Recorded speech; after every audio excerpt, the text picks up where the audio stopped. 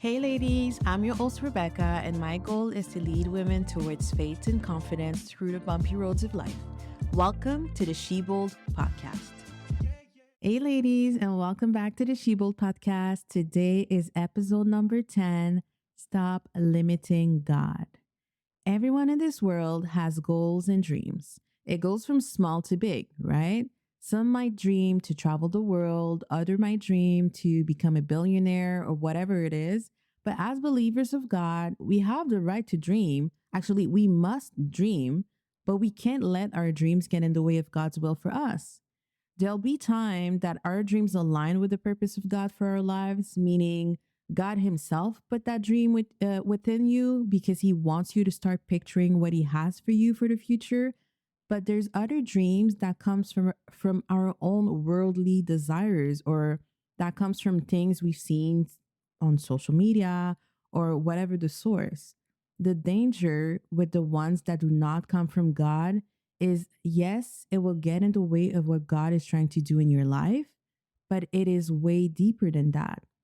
Everywhere you go, everything you do, the people you make friends with, your job, all of that matters because it's not only about our desires or comfort zone, but it's about His kingdom. And you probably have heard me say that quite a few times. It's about His kingdom. Well, it's because that's the mindset, understanding that everyone should have when they dream, when they have decisions to make, especially. For example, something that God made me understand the other week is even something as simple as buying a house has to be aligned for His purpose for us. Yes, it's good to pray and ask God for a property, but it's even more important to pray and say, God, what is your will for me? How can I serve you through this decision? Where do you need me to be? Because when we think about where we should live, we think about things like how close is this from my job? What stores are around? How's traffic over there? What kind of neighborhood is it? And all of these things. But God is saying it's good for you to have those opinions, but do not let your opinions or desires list overstep on His list. That place where you want to live, and I'm taking like an example, okay? But it can be so many different situation of your life, okay? So that place where you want to live, God has a purpose for it, which is deeper than what you think. Maybe there's someone who currently lives there or will live there in that neighborhood that you are meant to cross path with. Maybe there's place around the house, a grocery store or store or whatever that God needs you to be to influence people. There's so many other things. We always see the small picture, but God wants us to see the bigger picture, which is what He is trying to do, right? And sometimes we tell ourselves, this is my dream. I want that house. I want that car or that job. But God is looking at you like, girl, what you're dreaming of is not even half of what I want to give you. So what if you didn't have a diploma that made you qualify for that job? So what if your current view doesn't align with what you want? So what if you're the first in your family that will reach that goal? Let God guide you there. This life is not yours. You didn't create it. God gave it to you as a gift. He is the one in charge.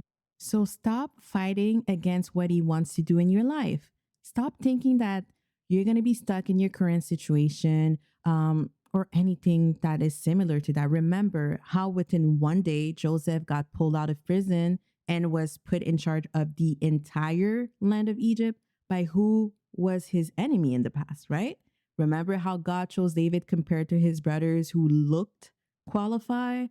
Remember how God took Ruth, who was seen as a widow, as a foreigner? People did not give her any value at first, but God elevated her, and by using Boaz, of course, and people were now speaking about her as a virtuous woman. Listen, ladies, stop limiting God with your dreams. Stop limiting God with your decision. Stop limiting God with your words. Sometimes we end up in the dark place or a difficult situation because we ended up doing something or going somewhere that God never intended for us to be at. And then we complain that life is hard and that, we're going through this and we're going through that and that it never stopped. But God is like, well, did I tell you that this was for you? Did I tell you to go there? Like you made that decision before coming to me. So why are you even coming to me to complain after you made your decision on your own? Start putting God as a priority in everything you do. Nothing is too small or too big to bring to God. And it's so funny because as I was about to record this, I went on social media and I saw a post of Jackie Hill Perry. If you guys don't follow her, you should follow her. she's very she is very motivating as a preacher for God and for the gospel. Her testimony is so powerful also. But anyways, all that to say, she was saying how God even answers the stupidest prayers. Like we need to stop thinking that, oh no, this is not a big of a deal. I shouldn't bring it to God. No, like God is going to answer you no matter what, okay, small or big.